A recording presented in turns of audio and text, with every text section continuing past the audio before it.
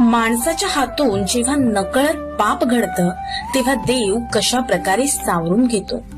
30 एप्रिलच्या आजच्या या भागात आपण पाहणार आहोत राजसाहेबांच्या वाड्यात एका उंदराचा मृत्यू कसा झाला आणि स्वामींनी त्या मेलेल्या उंदराला स्पर्श करून पुन्हा कसं जिवंत केलं. ही प्रचिती नक्की पहा. नमस्कार, श्री स्वामी समर्थ. आपल्या नित्य स्वामी दर्शन या सिरीज मध्ये आज आपण स्वामींच्या अवतारी स्वरूपाचा एक अद्भुत अनुभव घेणार आहोत. एकदा स्वामी अक्कलकोटच्या राजवाड्यात आले. राजसाहेब स्वतः देवघरात पूजेची तयारी करत होते. तिथेच एक ब्राह्मण सेवक पूजेसाठी गंध उगाळत बसला होता. इतक्यात तिथे एक उंदीर आला आणि पूजेत व्यत्यय आणू लागला.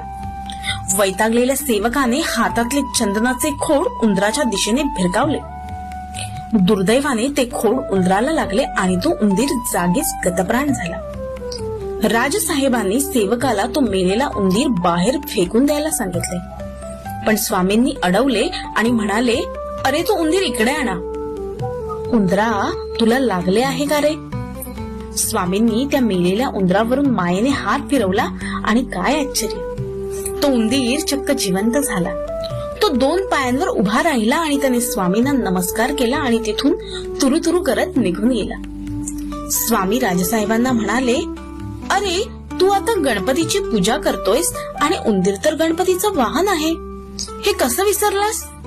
राजसाहेब ओशाळले आणि त्यांनी स्वामींच्या चरणी साष्टांग नमस्कार घातला.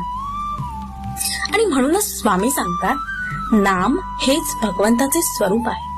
हे लक्षात ठेवून संपूर्ण आयुष्य नामसाधनेत घालवा. देवपूजेपेक्षा नामसाधना अधिक सोपी आणि प्रभावी आहे.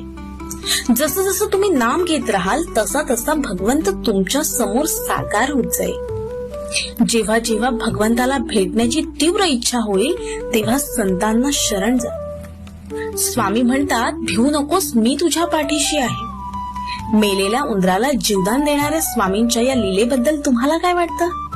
कमेंट मध्ये श्री स्वामी समर्थ नक्की लिहा. नवीन महिन्याच्या अशाच नित्यदर्शनासाठी चॅनलला सबस्क्राईब करायला विसरू नका आणि भिवू नका. स्वामी तुमच्या पाठीशी आहे. श्री स्वामी समर्थ.